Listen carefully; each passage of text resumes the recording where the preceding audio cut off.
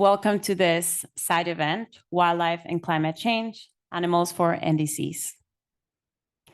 I'm very humbled to see the presence in this room and the presence over Zoom and by our inspiring speakers sitting next to me. We're in week 2 of this conference with 2.5 days to go, and you've all made the space in your busy schedules to join us. So thank you for being here and for your commitment to climate action. My name is Silvia Mantilla. I am from the World Federation for Animals, and I'm going to be moderating this very exciting conversation today. One single blue whale during its lifetime will store on its body and via whalefall as much carbon as 825 trees. Kelp forests with sea otters may be able to absorb 12 times more carbon dioxide from the atmosphere compared to those without otters. In the Congo Basin, elephants in the forest may help increase carbon sequestration between 7 and 14%. And these are just a few examples of the key alliances that we have with wildlife to mitigate climate change.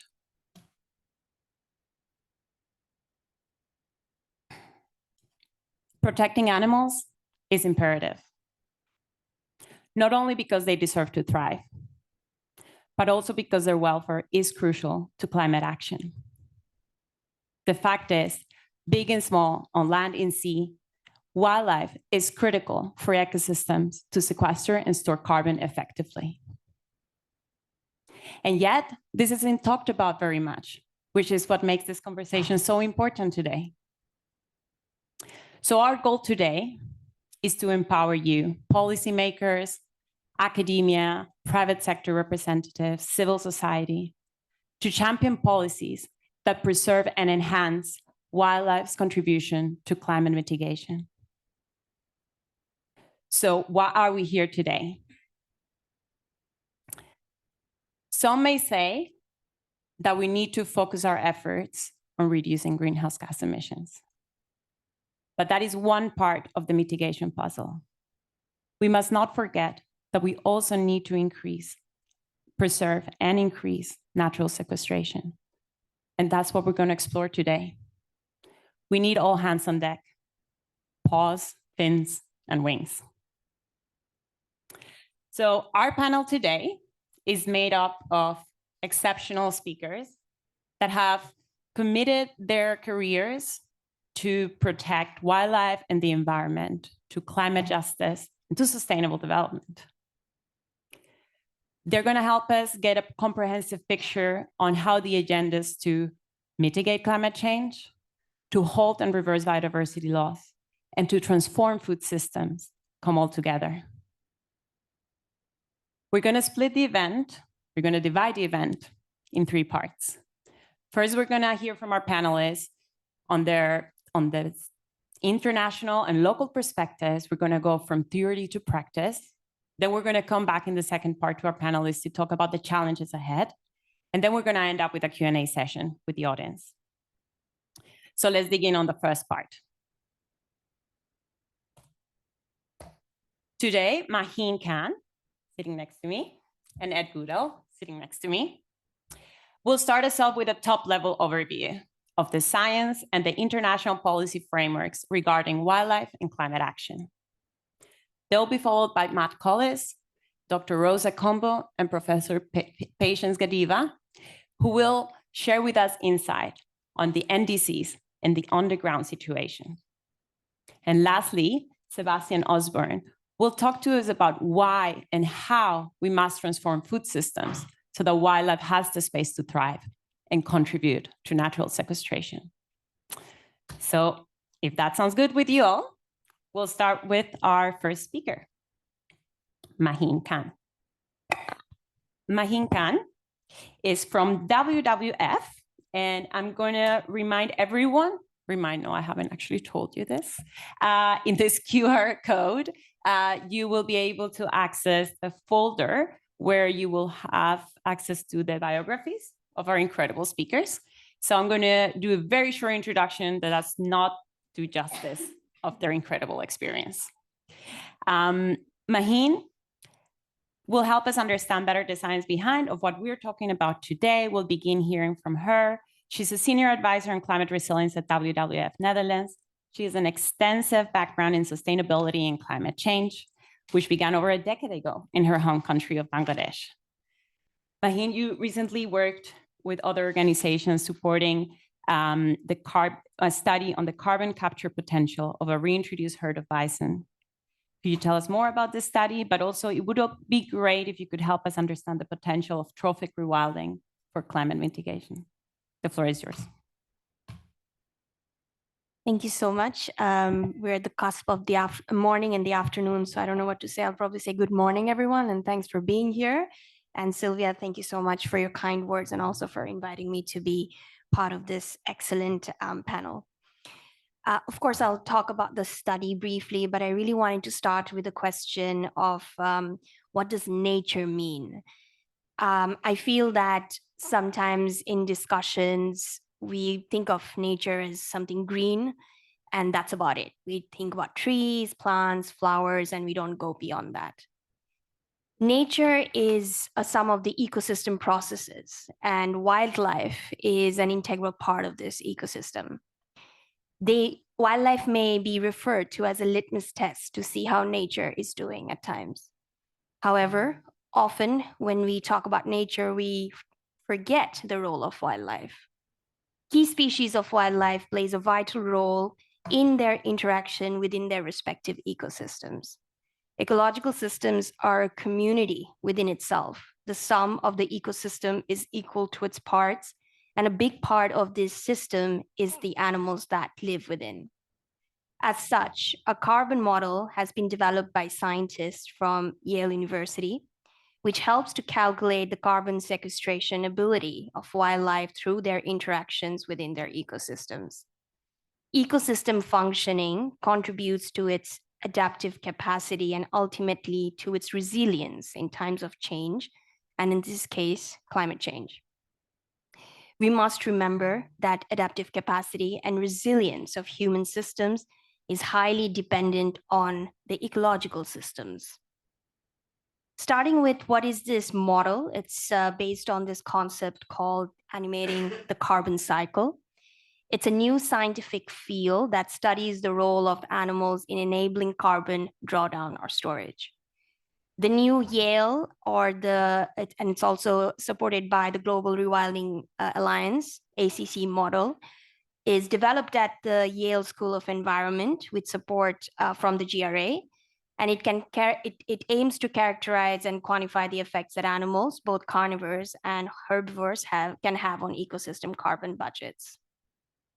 So the ACC takes into account the role of animals in the carbon cycle.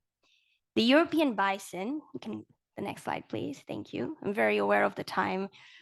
The European bison became extinct in the wild in 1927, with only 54 individuals surviving in zoological facilities. Thanks to the breeding and reintroduction efforts, over 7,000 bison now roam freely across Europe. At WWF Netherlands, we started a small project to test the ACC model in the Carpathian Mountains, focusing on the bison. In a rewilding area of the southwestern Romanian Carpathians, over 170 bisons mainly utilize open habitats as per the study that we commissioned. The study has revealed the positive effects of bison on carbon storage. Bisons not only contribute to maintaining open habitats, but also play a significant role in climate change mitigation. As per our project, the modeling revealed that rewilding European bisons to the Tarku Mountains area could result in 9.8 times higher carbon capture and storage in grasslands and open canopy forest gaps than in their absence. It is estimated, as per the project report that we have received, which is going to undergo a peer review process very soon, that a total of 54,310 tons of carbon could be captured and stored annually in the 48.55 square kilometer grassland or open canopy forest gap area because of the presence of bison in the ecosystem. This is the start of understanding the complex but crucial dynamics between wildlife and climate change. As we inch closer to the two COPs this year, and with the joint statement by the CBD COP15 and UNFCCC COP28 presidencies on climate, nature, and people, about working on biodiversity and climate together, there is a momentum now for the research, practice, and policy communities to delve deeper into the topic and break the silos that maintain the gap between the two crises, which are essentially one with two names. I'll stop there. Thank you.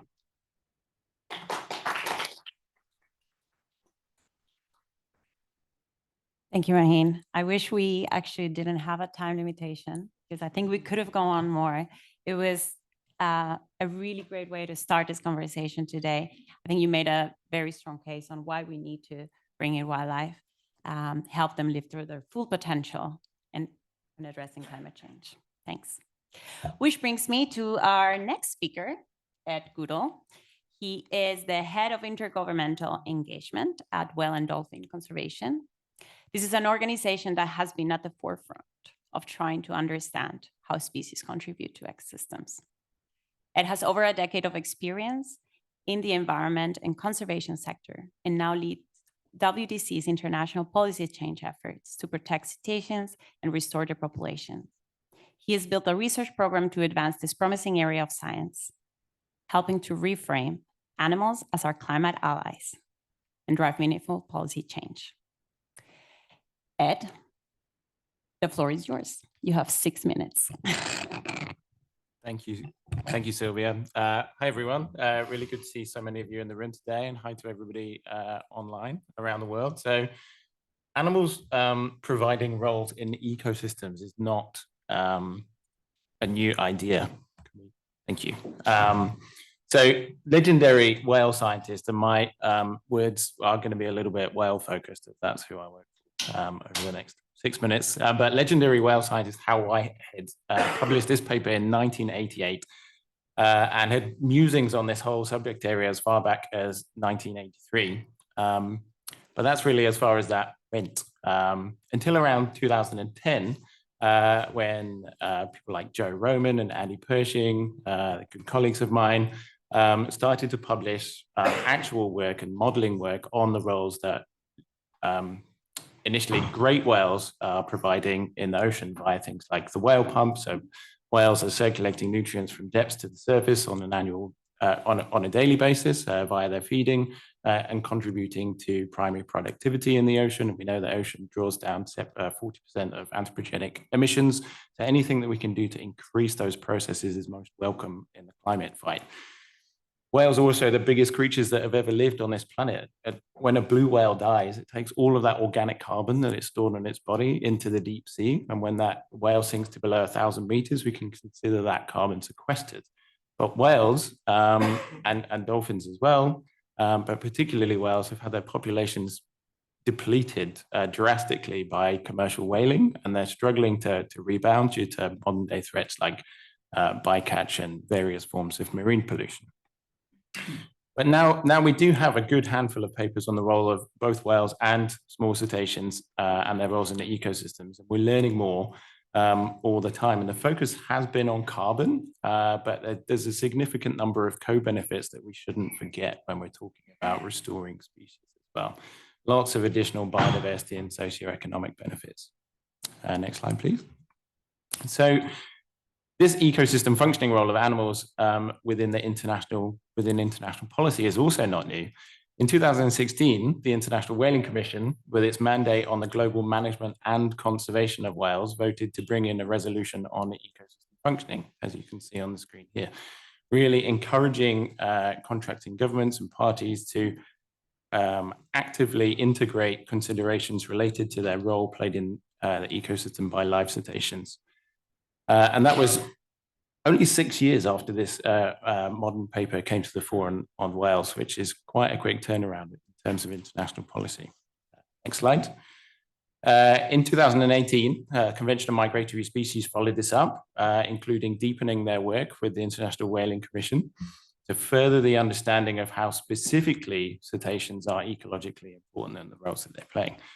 So this workshop, as you can see the text from this resolution on the screen, the workshop took place in 2021 and revealed the state of knowledge of this subject. And there are a lot of gaps, but at Whale and Dolphin Conservation, we've created a research program to fill in some of those really key knowledge gaps so that we can advance this area of research and start to put meaningful numbers and figures to it so that we can take that forward into actual meaningful policy change. Next slide, please. In 2018, also, the International Whaling Commission made a second resolution building on the previous building on the previous one, specifically encouraging countries to include the value of cetaceans' ecological roles into climate change and conservation policies. This reasoning has gained traction in some places, including Iceland, where we're actually a decision will be made today on the future of commercial whaling in Iceland.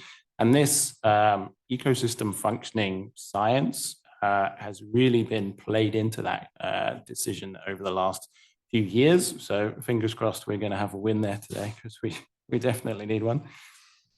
Okay, so moving on, please. In CITES, so this is a convention for trade in endangered species. And in order for countries to undertake trade in listed species under the convention, parties have to create something called a non-detriment finding, or an NDF.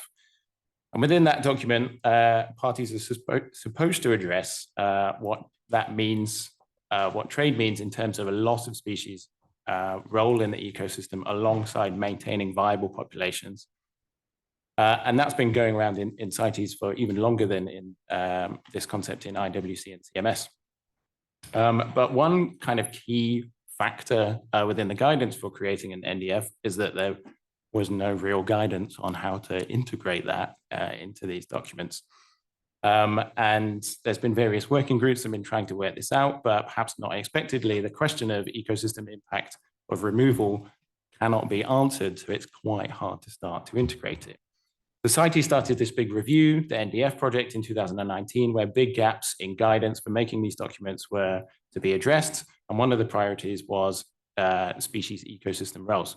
And they noted that hardly any NDFs that have been produced to date had addressed this ecosystem requirement. So after lots of meetings, workshops, the working groups concluded that significant data was needed, but they kind of created a proxy in that a healthy population spread over a wider period of a wider range of where species would exist naturally, we'd expect that to constitute the maintenance of ecosystem function for that species in those ecosystems. But clearly there's that kind of running trend here, and in order to properly take into consideration the loss of ecosystem services, including carbon, there's a lack of data on which to base these judgments.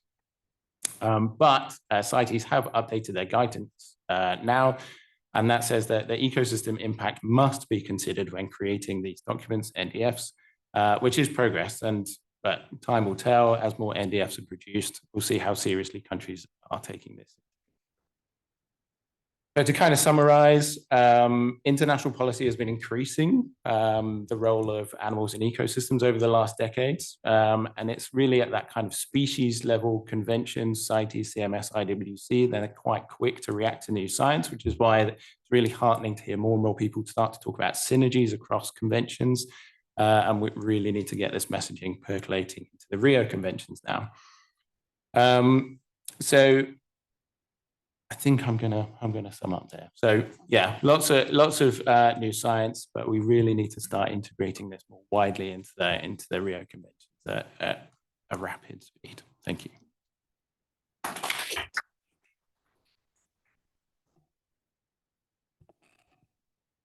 Thank you, Ed. That was, I would say, really encouraging to hear we have this building blocks in which we can, start working on, and also in the space of UNFCCC. So speaking of building blocks, I'm going to invite our next speaker, Matt Collis, Deputy Vice President of Policy at IFA. He will help us understand a little bit in terms of the extent to which wildlife protection, wildlife conservation is currently included in NDCs. and he will talk to us about forthcoming guidelines to help countries, UNFCCC parties, better integrate wildlife into their NDCs. Matt has been with IFA for over 18 years, leading policy work in their UK and Australia offices and directing marine conservation and international policy programs. In his current role, Matt oversees IFA's international policy, marine conservation and climate change work, as well as national advocacy efforts by IFA's network of country offices. Matt, the floor is yours. You have 6 minutes. Thank you, Sylvie. And thank you everyone for joining us today. I'll try and give you a rapid kind of overview of the state of play. To the next slide, please. Just going to touch on a couple of things. I'll scoot over very quickly the first one around why include animals in NDCs, because Ed and Maheen have touched on that significantly, but then also to look at the state of play based on some analysis IFOR did last year, and then finally touch on the forthcoming guidelines that Sylvia just mentioned. So yeah, just briefly to kind of recap on the why animals piece. As Maheen mentioned, a lot of the focus to date has been on places, as if these places are very much static, you know, trees, forests, seagrasses, whatever it's been. Yet the point is that these ecosystems don't exist in isolation. They don't function without their component parts, of which the wild animals are a very significant part of that. And that can be in forests as pollinators or habitat engineers. It can be the interactions between predators and grazers in seagrass ecosystems, so sharks, turtles, dugongs. It can be the ocean and the whale pump that Ed just referenced. So, you know, we need to stop looking at these as static places and thinking only as the biodiversity conservation is essentially a co-benefit of protecting these places, but actually how that biodiversity conservation is part of the solution and enhances nature-based solutions. And to paraphrase what we've been talking about earlier already, not just seeing animals as victims of climate change, which they are, and that is of course significant, but also as allies in a solution to combat climate change. Next slide, please. I wanted to touch just briefly on some of the science. Maheen referenced it as well, the great work being done by Yale University and colleagues. And there was a landmark paper last year called Trophic Rewilding, which was in Nature Climate Change. And it brought together various studies that had looked at the role of animals in carbon cycles around the world. And the roles that they play in essentially protecting carbon that's in ecosystems, but also enhancing the ability of those ecosystems to capture more carbon. And it really showed the significance of that latter role in particular. And you know, one stat that really jumps out at me in this paper is that the wild animals represent less than 0.5% of the biomass in the world, of the global biomass. Yet they can contribute to 15 to 250% more carbon being captured in plants, soils, and sediments through their interactions in these ecosystems. So the potential there is huge, and it's one that's currently not being well captured in climate discussions. And for the first time, these authors put a kind of quantitative estimate on what they could take from the studies that were out there. And just 9 species groups had the potential to add additional mitigation of 6.4 gigatons of carbon. So, I mean, this is huge potential that's untapped, really, in our efforts to boost carbon storage and sequestration. So, IFOR decided to look at this. Next slide, please, and see if this potential was being captured at all in NDCs. And last year we released a report that looked at the NDCs of 67 African nations and other LDCs to see the extent to which wildlife conservation was included in any of these NDCs. And we looked at this group of countries in particular because many of them are biodiversity-rich countries. And the idea of incorporating wildlife into their climate action could be a real benefit for these countries who are you know, at the forefront of addressing wildlife conservation issues, but need support in addressing climate issues. And in that work, we identified over 580 kind of nature-related actions in these NDCs and classified them among 3 groups for the purpose of the analysis. Those that were specifically related to wildlife conservation, those that were more general about ecosystem protection, and then those that were focused on landscape restoration. Next slide, please. And so we looked at that, and on initial on face value, it was quite encouraging. There were 40% of those countries had included wildlife conservation in some way in those NDCs. So far, so good. But next slide, please. When we dug into that a bit more, only 10% or less than 10% of those actions we'd identified actually related to wildlife conservation. And then when we dug into it even more and looked at finance estimates attached to it, only around 3% of those actions actually had that related to wildlife conservation were ones with finance estimated attached. And then finally, when we looked at, sorry, next slide, please, at the types of nature of wildlife conservation actions, it was very clear that most of them were really related to helping wildlife adapt to climate change. And like I said, that's incredibly important, but they were missing the mitigation benefits that wildlife conservation could bring. And that seemed very much to us a missed opportunity to incorporate this essentially low-cost method to enhance carbon removal and storage. So what are we seeking to do to address this? We're part of the Nature for Climate Coalition, and as part of the work that's underway now among that coalition, we're looking at updating the guidelines around nature in NDCs. And this is looking comprehensively at the issue of nature. But it's very clear to us that there's a more specific gap around wildlife conservation. So I4 is looking to develop more specific guidelines for NDC development that look very specifically at this question of wildlife conservation. And it's going to be coming out soon and looking at really 8 different steps that we've identified that are kind of where in an NDC, what kind of information is required, how to increase ambition over time, and some examples of where this has been done. So it's very much the process of putting this idea into NDCs. Next slide. This is just a kind of preview of what those 8 different steps will look at. But as I mentioned, it's just really that process of where do you put it in the NDCs? How do you quantify it? How do you increase ambition over time? But then also looking at the tangible actions that countries can take. And that's where we're going to be working with colleagues here, like the World Federation for Animals, who are putting together this inventory of policy actions and examples in existing NDCs so that people can draw from those for ideas as they develop the next round of NDCs. So please look out for that. It'll be coming soon, and we hope it can be of assistance, and we'll look to work with parties as to how they can do this. Thank you.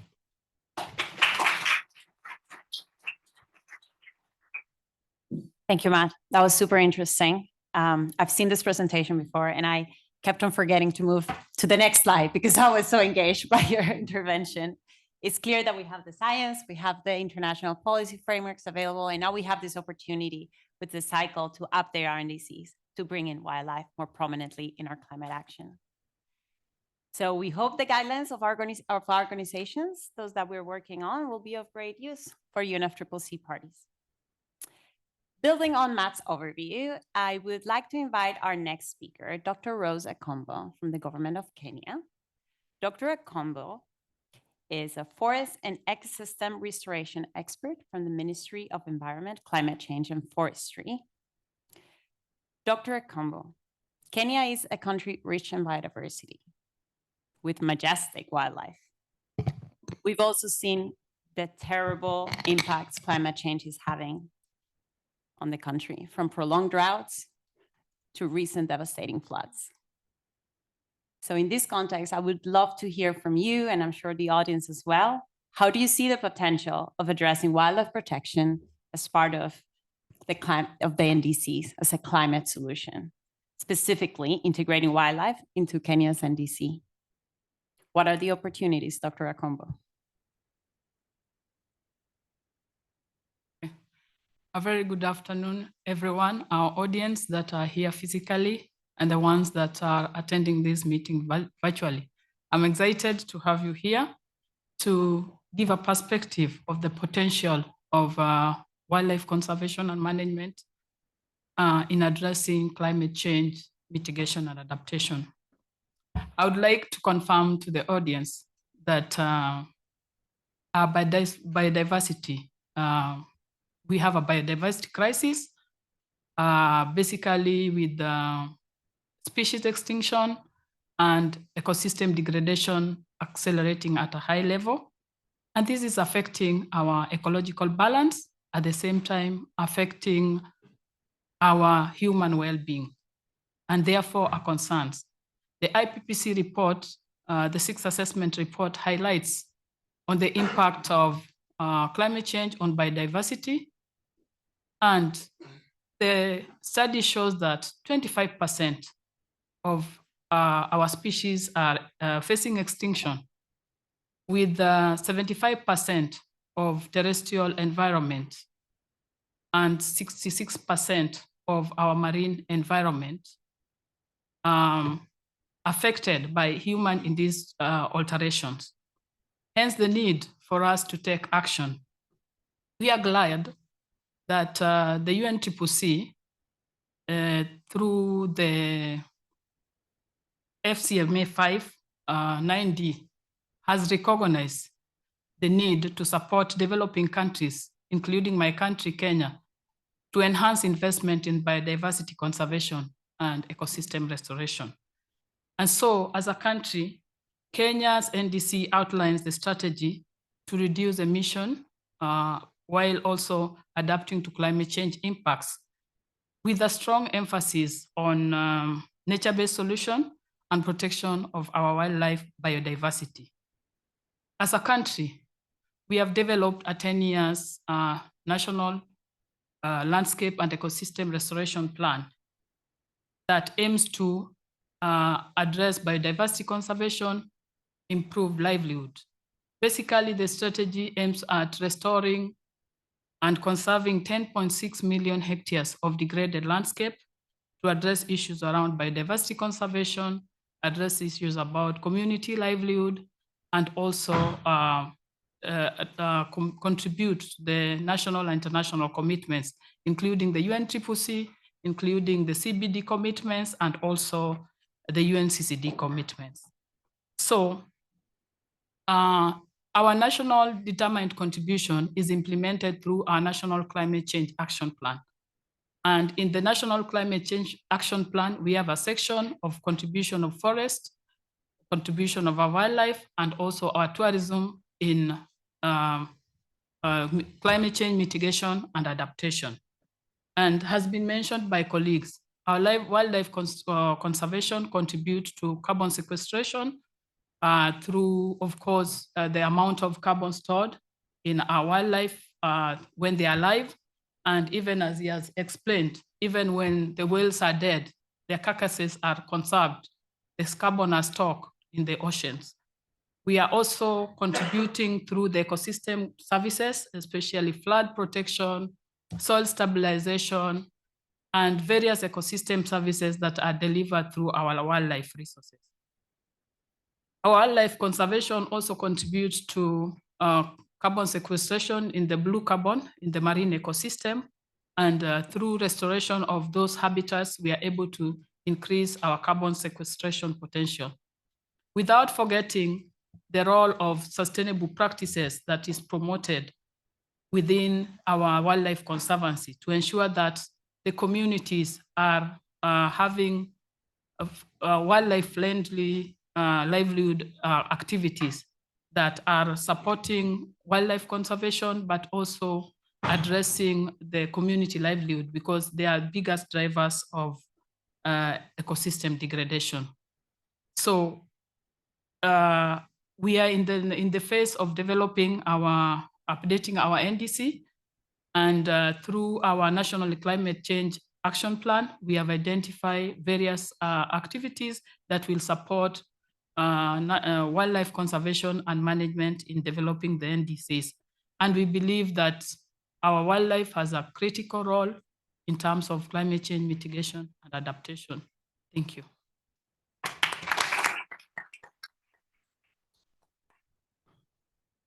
Thank you, Dr. Kombo. That was really encouraging to hear about the experience in Kenya and how Kenya is taking the steps forwards and leading the way on this topic. So thank you very much for sharing those insights. Hope to keep this conversation going.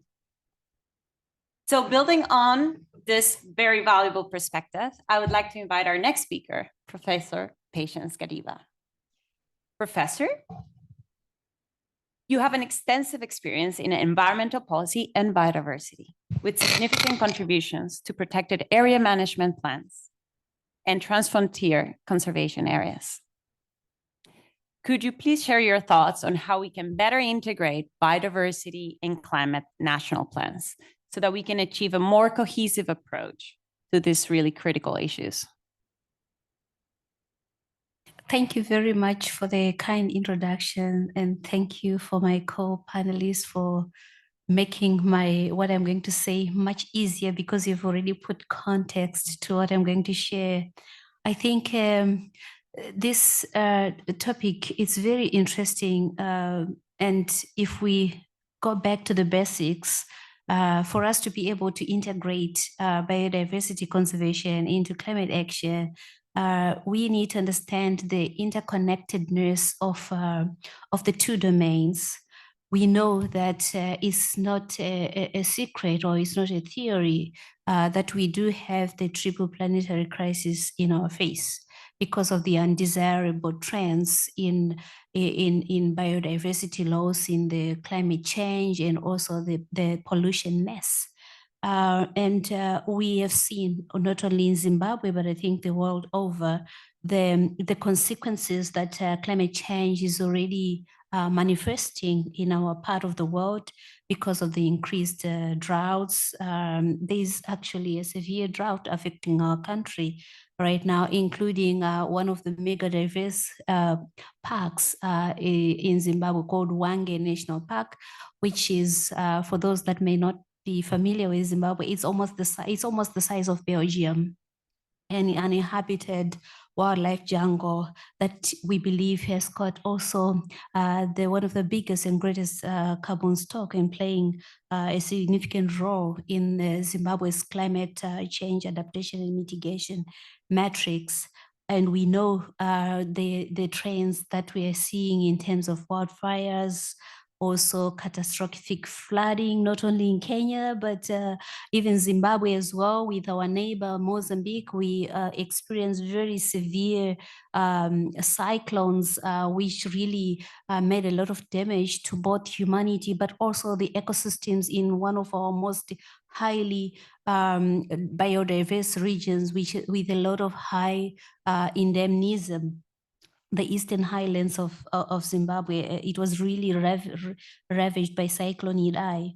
And we know that biodiversity is actually a baseline for everything on the planet, because we are all interlinked, and we call it a living planet, right? So from that standpoint, I think it helps contextualize the issue, why these very closely related issues need to be approached in a very integrated manner. And we see that as we plan for our protected areas, and also when we do integrated planning in areas beyond the protected area network in Zimbabwe, which is spanning over 5 million hectares. But when we look at the area that wildlife roams wild and free, is actually double that figure, which shows that wildlife is an incentive for protection of habitat, including the trees and grasses that sequester carbon.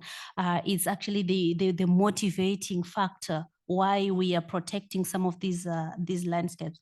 And but just knowing that is not enough if we don't translate our, the commitments that we already having, or that we are showing in our national actions. And Mahi, in her last part of the presentation, she mentioned silos, and indeed, we need to break the silos and also innovate both in both domains of biodiversity conservation and also climate financing, because we have seen not only at global level, but also even in my own country, that despite all the various nuggets that we are scoring in terms of biodiversity conservation, and also even enhancing our adaptive capacity and enhancing resilience of local communities living with wildlife, we have seen that we need to integrate more and reflect this in our NDCs. And as we review our National Biodiversity Strategy and Action Plan after CBD COP15, and also review our NDCs, there is need to make sure that there is fusion of these matters, because at the grassroots level, where we've got protected area management plans in these landscapes, where we are working with various IPLCs and also non-party actors such as IFO, I think it's very important that we make sure that it's reflected at grassroots level. So what's needed? Of course, apart from government policy instruments, which we believe there, but I think are there, but we need to sharpen them more and review them so that they are more responsive to what we need to achieve and innovate on the ground. And of course, we need increased ambitions and fusion of the climate change NDCs and NABSUBs so that we can leverage also climate and biodiversity finance to enhance our accelerated implementation, which involves multiple stakeholders following a whole of society approach. And apart from these synergies and complementarities that we have amongst not only the Rio conventions, but also beyond that at a regional level, we know that without repeating what Matt already said, there is a growing body of knowledge that wildlife, they are not only victims or passive actors in this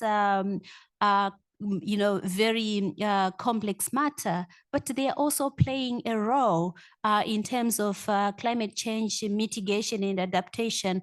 But we need to invest more in science and research to demonstrate this. But I think there's a considerable amount of information and knowledge that is being generated, which is demonstrating that really wildlife, especially mega herbivores, for mega diverse countries like Zimbabwe, with the second largest population of elephants in the whole world, I think we can demonstrate more also in our NDCs. Thank you very much.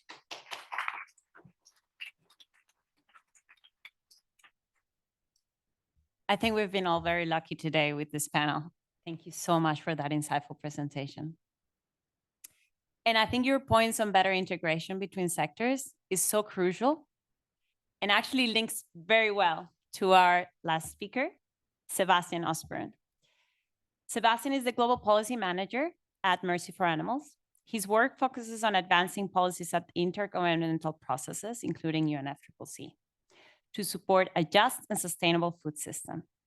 He co-chairs the Food and Climate Action Group's Adaptation Working Group. His background is in law, and he also has professional experience in fields including education, sustainability, and finance. Sebastian, a friend of mine, I'm very happy to say. We've asked him to expand on these issues and help us think about how we can transform our dysfunctional food systems into systems that support biodiversity protection and climate change mitigation. The floor is yours. Thanks so much, Sylvia, and it's a pleasure to be here and talking about food systems and their importance for addressing the issues and delivering the benefits that my co-panelists today have raised. At UNFCCC, we've seen increasing awareness of the need to integrate and scale food systems action and climate policy in order to achieve mitigation goals as well as adaptation and sustainable development goals, particularly in relation to food security and livelihoods. Equally, action on food systems is crucial to protect wildlife and to improve their ability to adapt to climate change, while also allowing them to contribute to achieving the climate goals in the ways that my co-panelists have talked about today. Over recent decades, food production has been the largest driver of both terrestrial and marine biodiversity loss due to land conversion, overfishing, and high-impact production practices. From these same drivers, we have also lost the majority of wild terrestrial mammal and fish biomass. With increasing food demands from a growing global population, reduced productivity under climate change, and crucially, current shifts in dietary trends, there is a need to transform our approach to food systems in order to protect nature by improving how we produce, process, distribute, consume, and waste food. At the production stage, there are many opportunities to reduce impacts on wildlife. In fisheries, for example, rates of bycatch and discards vary widely between types of fishing gear that can be used for the same target species. In terrestrial systems, practices such as better nutrient management can reduce the impacts that food production has on surrounding ecosystems. Most climate action on food to date has been focused on the production stage, but there is still much more that needs to be done here and throughout the food system, and more finance needed to enable this. Improving processing and distribution is also essential for ensuring that this production delivers nutritious food and does so in the places where it is needed. But I want to highlight especially areas where we see the biggest gaps in needed action that are relevant for protecting nature. The consumption stage, that is diets and food loss and waste, and alignment and coherence between policies on different aspects of the food system. The consumption stage is crucial to address because what we consume determines what we produce, and different foods have vastly different impacts, including on wildlife, beyond what we can even out through action on production practices alone. For terrestrial systems, for example, the main impact on biodiversity is through land conversion, a large portion of which is used, happens to grow crops for animal feed. As a result, producing a kilo of protein from poultry requires on average 15 times as much land as is needed to produce a kilo of protein from peas. Such differences add up. As the IPCC noted in Special Report on Climate Change and Land, if a US dietary pattern was adopted globally, this would require nearly double the global habitable land area. We see similar disparities in other impacts that affect wildlife, such as GHG emissions or eutrophication. Action on consumption is also important for nature because food products are traded intra and internationally. Without addressing demand-side drivers of harms to nature, we risk losing significant benefits from ecosystem-level policies.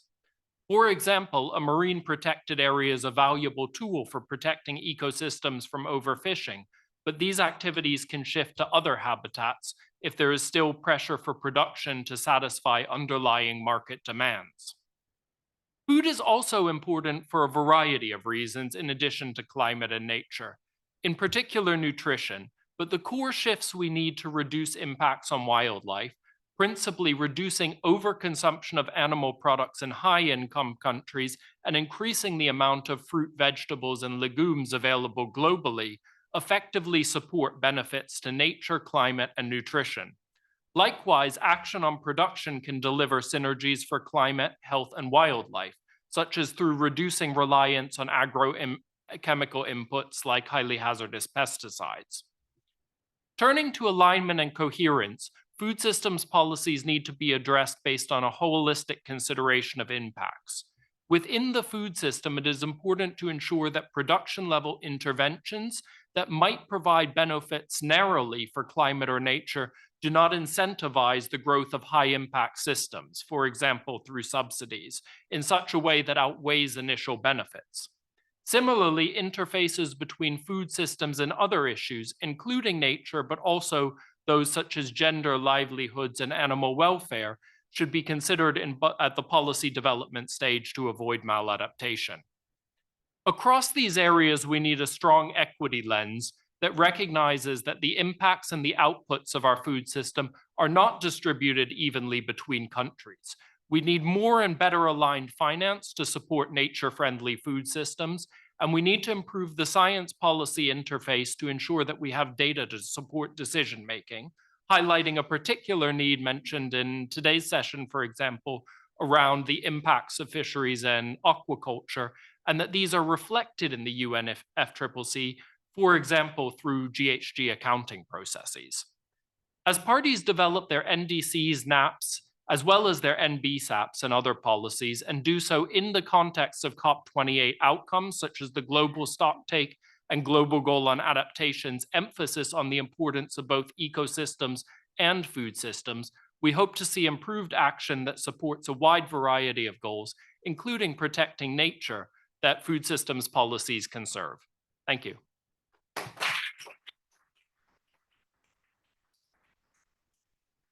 Thank you, Sebastian, for bringing that much needed perspective. Thank you. Okay, we're going to move on to the second part of this event, which is going to be a quick but very important one. So I have one question for all our panelists, and I'm going to invite each of our panelists to tell us in maximum 2 minutes. You have a room here full of policymakers, civil society, academics, journalists. If you have one call to action so we can move this conversation forward, so we can link better wildlife to climate action, what is that call to action? And here I would like to start with you, Mahin, because we started the event with you. Why don't you tell us what your call to action is? Before I start, how much time do I have? All right, a 2-minute call to action. I'll make this rather personal. I mean, listening to all the amazing panelists here today talk so passionately about this topic, I'll give a little bit of a background on my own history, I suppose. I grew up in a very urban environment. I didn't really appreciate the ecosystems, nature, and animals growing up because it wasn't part of my upbringing. And the first half of my career, I'm from a business background, so I worked in communications and then I worked on education. And then the second half, I pivoted and moved into environmental and climate matters. I come to the climate action arena from a very social perspective. I'm originally from Bangladesh, and I know how climate change impacts our country. And I know how it impacts the most marginalized and the vulnerable. I've seen that growing up. So I really wanted to work on that. But once I started working in this sector, I realized that nothing can be seen, nothing can be divvied up and then seen in silos. And if we really want to have impact, work on solutions, we cannot work on one solution, two solutions, and be separated on it. We have to work on it collectively.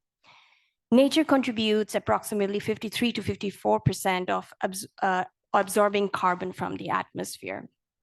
As we've heard before, NDCs, but also national adaptation plans and NBSAPs, they all need to be integrated because the role of wildlife is not only on climate mitigation, but also adaptation, because it builds the adaptive capacity of ecosystems when it comes to climate change impacts, and also build the resilience, which of course benefits human systems. So this is my call to action. The climate crisis is not one of extreme weather events and its impacts only. It is deeply rooted in the historical relationship that humankind has fostered with its natural environment and with itself. Nature and human relationships have been fraught with difficulties, with almost the false notion that nature has to be conquered, the consequences of which we are facing today. So we must act together, talk, and raise awareness, and understand that we are in a dire need to repair, restore, and renew our relationship with nature. I'll stop there. Thank you. Thank you. I'm gonna ask Professor Patience, what is your call to action? Thank you very much. I would make some recommendations to what we can do in terms of climate change, resilience building and adaptation at global level, that we need to make sure that we reflect and accelerate the action and recommendations that came out of the Global Stop Tech. And the recommendations coming out of the two very important scientific domains, the IPCC and also IPBES. Those two need to be looked at, not mutually exclusive, but very much related. They cannot be disentangled. The other call to action is on the need to make sure that our program of work and what we need to do under Article 5 should not leave out the issue of nature-based solutions and also the role of biodiversity conservation, both flora and fauna. And the other last call to action that I would suggest is it relates to this issue of fires, droughts, floods, etc., which is also affecting ecosystems. So the loss and damage and any resources for loss and damage should not preclude ecosystems because they may not speak, but we are here to speak for them because they deserve to be also considered in that matrix. They should not be excluded. Thank you very much. Dr. Akombo. Thank you. My call for action is informed by my experience when we are developing our nationally determined contribution and our climate change action plan. That our technical assessment analysis report is informed by the amount of scientific information, data and information that is available. Just to take you back, our nationally determined contribution is has taken an entire economic-wide approach whereby all sectors contribute towards climate change mitigation and adaptation. The disadvantage is that some sectors do not have enough information to justify their contribution towards emission reduction, and therefore they are not included as key mitigation sectors, and most of them are left in adaptation. So my call is investment on assessments, research, and monitoring of biodiversity conservation, and also on the role of wildlife conservation in climate change mitigation and adaptation. It is very, very important. And as my colleague has mentioned, we need to incorporate biodiversity conservation and the role of wildlife in climate change mitigation. Thank you. Asante sana.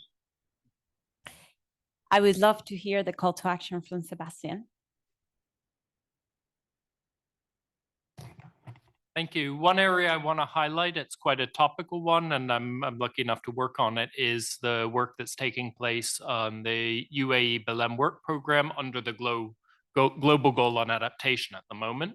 At COP28, parties agreed 7 thematic targets for achieving the global goal on adaptation, one of which relates to food and agriculture, and another of which relates to ecosystems and biodiversity. And over the next 17 or so months, we'll see the development of indicators measuring these and guiding action. And I think there are a few really critical things that to work towards as part of this. So one of these is that we want the indicators to meaningfully define success. We're going to get a level of detail on what adaptation looks like or should look like on these important areas, and we want the indicators to reflect that. We also want them to be more than just measurements or reporting. We want them to be things that meaningfully guide action and enhance ambition towards the things that we need to do to adapt in these areas. And finally, we need to see the integration of these into UNFCCC processes, whether it's other guidelines or frameworks for means of implementation, to ensure that we have the action behind this to support success and achieve success once we've defined it.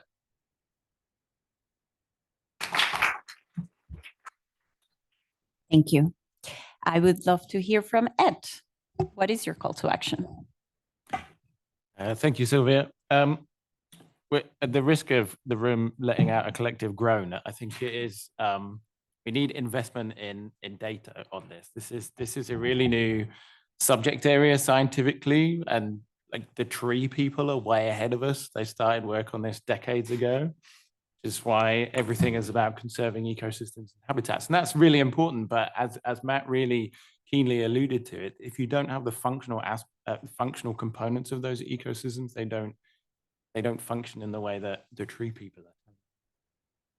No tree conspiracy here. We definitely need the trees, but we definitely do need that investment in science and data. And I think that's why the study that WWF worked on in Romania with the bison is really, really important, to bring this down to a country level, to a specific population where we know those animals are present, where they're delivering those ecosystem services. And then you've got some numbers there. You've got the people who are responsible for the animals, and you can start to integrate that into actual local and national climate planning. And that's where we need to get to for so many other species and populations and subpopulations, because without that data, nobody can really act. As we get into this new IPCC reporting cycle, we need the role of animals to be in there. I mean, that's the playbook of how we fix climate change. And if countries and parties are not seeing the role of animals in there, they're not going to be doing much about it. So we really do need that investment in science and research.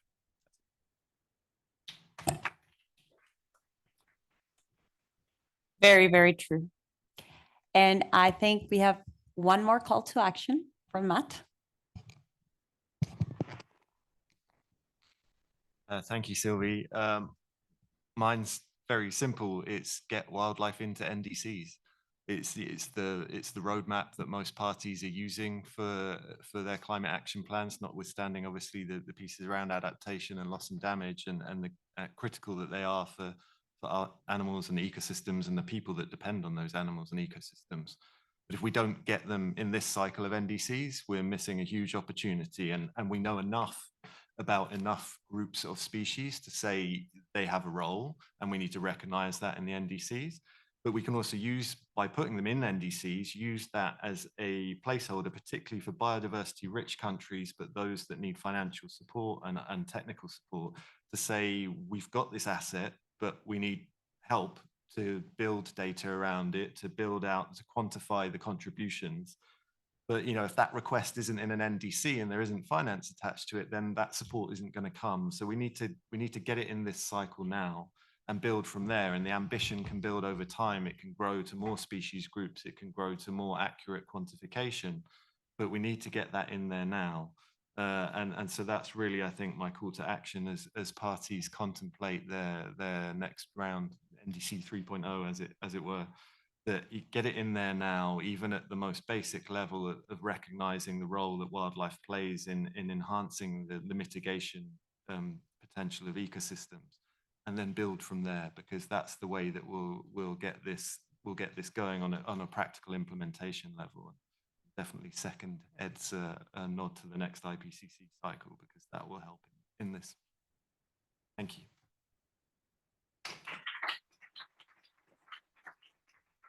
Muchas gracias to our panelists for really those very powerful calls to action. I believe we have the 10 minutes for a Q&A. Really, thank you so much for managing your time so well. I'm impressed. So I would love to hear if the audience has any questions they would like to share. Yes, I see one question in the back, 2 and 3. We have 3 questions and the time for it. Perfect. Oh, sorry, did I miss you? Which one? Go first. I think she was first in the back. Hi, can you hear me? Hi, my name is Gayatri. My research specialization is the International Legal Framework for Marine Biodiversity Conservation. Am I audible? Okay, so my question is mainly directed to the panelists who spoke about marine biodiversity. So how do you include marine biodiversity that is based in the high seas and beyond the jurisdiction of any like one state, and also highly migratory within NDCs that are predominantly state-based? So basically, like, whose NDCs are they supposed to fit in and how? Yeah. I think we can give it to Matt and then go for the next question. Matt, would like to take that? Yeah, sure. I'll try my best, because it is a massive challenge, and that you've rightly identified there, because the whole structure of NDCs is essentially built around jurisdictional ownership of things. And we know that's not the case for a lot of wildlife, particularly marine migratory species. There's a couple of thoughts that I have. One part of that is obviously there's still a contribution that many of those can make that's very directly within jurisdiction. So just to take, we've heard of great whale examples, but many of those breed and give birth in tropical locations, but they're gathering nutrients from areas beyond national jurisdictions, say Arctic or Antarctic. But the delivery of the kind of nutrient cycle is within national jurisdictions, so it's trying to kind of account for that part of it at least.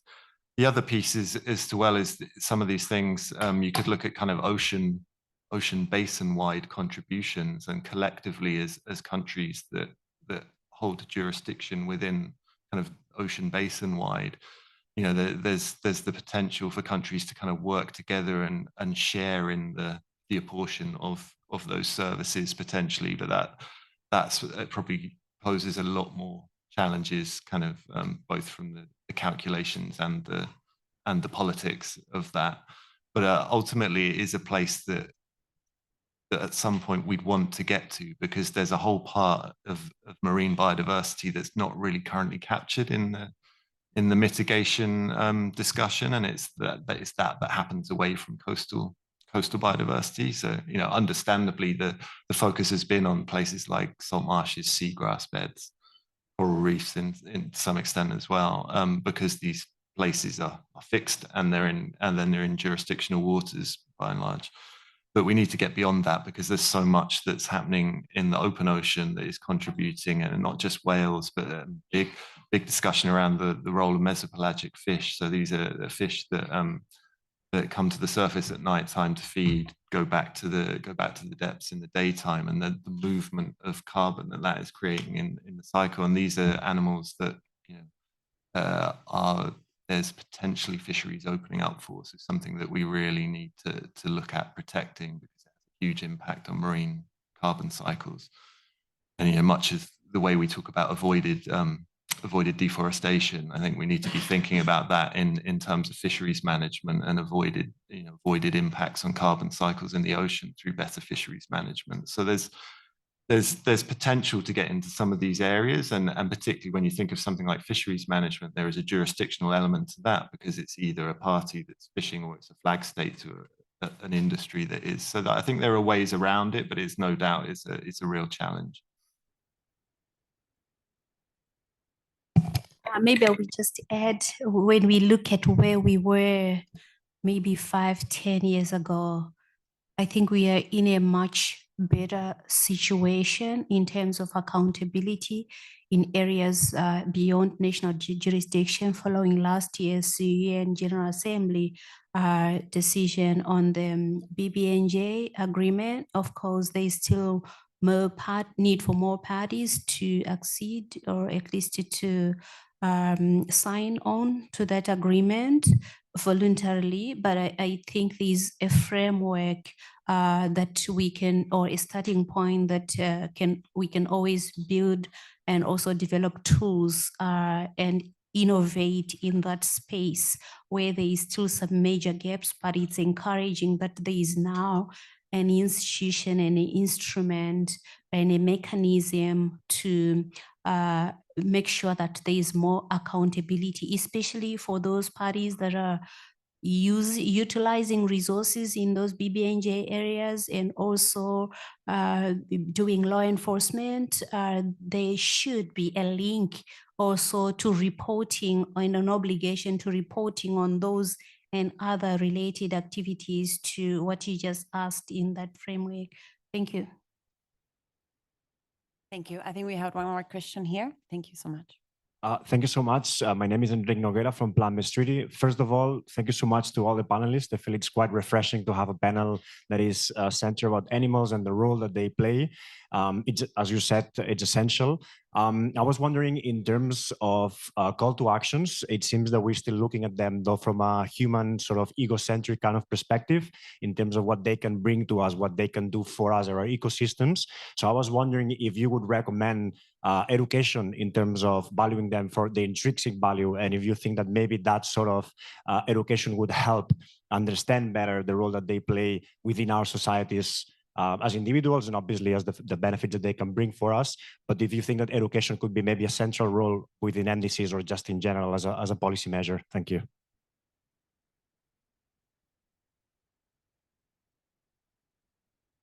I think most of our panelists would love to add on to that. I've just briefly asked Maheen, but I welcome any other panelists as well who wants to join after her on that question.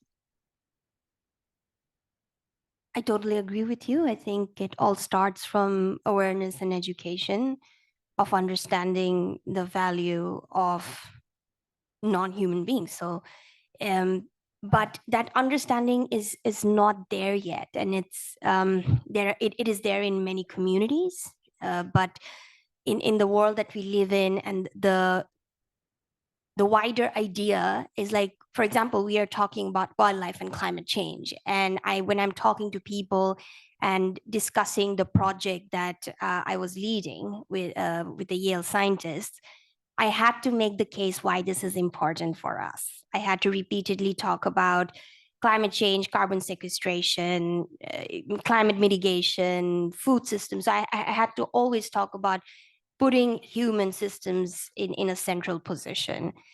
And that sells, right? To be very honest with you. And then they're like, okay, let's talk about it, because then it resonates with the people that we are trying to reach. We are NGOs after all. And then we can get the investments that are needed for example, for data, which is very much not as much as data we need to do the right calculations. Like for the study that we did, and I'm echoing my panelists' words, it was difficult to get the data, to get the sufficient data that we needed. So we had to, for example, look into literature reviews literature as well, academic literature to support our study. And we are doing another study in Africa, and there the data is also not available. This one was in Europe. So we come across these kind of issues, and therefore we need the investments, we need the financial mobilization. And when we get these into policies, like for example, the NDCs and the NAPs, they create that kind of importance and significance to the policymakers. But that's at a very, very top level, right? That's a very high level thinking at a meta level almost. But to start talking about, or in our education systems, to start understanding the intrinsic value of wildlife and ecosystems, this whole framing of nature, I feel is not there. Understanding the ecosystem functioning, its resilience, how animals interact within their ecosystem, just like we do, that understanding is still not there. So I would definitely think that's a starting point. I think everybody would agree with me here, and then we go on from there. We cannot just choose one process. It's not like we do education and then forget about the rest. Everything has to go hand in hand. We are in a moment of urgency. We've been in for a while. So we have to have a package of solutions and a package of policies, and education is definitely one of them. I'll stop there. Thank you. Thank you so much. So yeah, sure, please go. Thank you very much. That's a very interesting question. And I would say sometimes we don't know what we don't know. We can't manage it. And I think the issue of value is also a very subjective matter. Who puts the value? Whose protocol? Do we have any conventional mechanisms to do that? We know that there has been a lot of advancements which have been made in the carbon markets, etc., and natural capital accounting, but there is still very little, for lack of a better phrase, which has been done in terms of also putting value on some of the biodiversity assets that we have. And I think it still also remains a very much human issue, because it's the people that have to put that value, isn't it? Whether it's intrinsic or it's economic or it's social or it's ecosystem, it all still goes back to people. So I think it's an issue of framing, as what Maheen has said. And I think there's a lot of work and investment that we need to do in that space so that we can be able to go beyond the body of knowledge that is already there, especially on carbon, going to biodiversity, accounting and knowing the value of what we have, which I think is invaluable. Thank you. Okay, thank you so much for that addition. Protecting animals is an imperative for them and for us. And with that, I'm so sorry. I do want to keep this conversation going, and I wish we could keep the room for ourselves. But I'm afraid that we have reached the time of our event. So I would encourage to please continue the conversation outside with our speakers. I would like to briefly share again the QR code where you will find again a bit more about our speakers. We will upload the recording here of this event so you can rewatch it and share it with others. I want to thank you again so much for having made the space in your schedules to join us today. It was very encouraging to see all of you here, and we hope that we can work together on this. I think we've accomplished the goal of today's event. Thank you, and really have a wonderful time the rest of this meeting and achieve more. Ciao.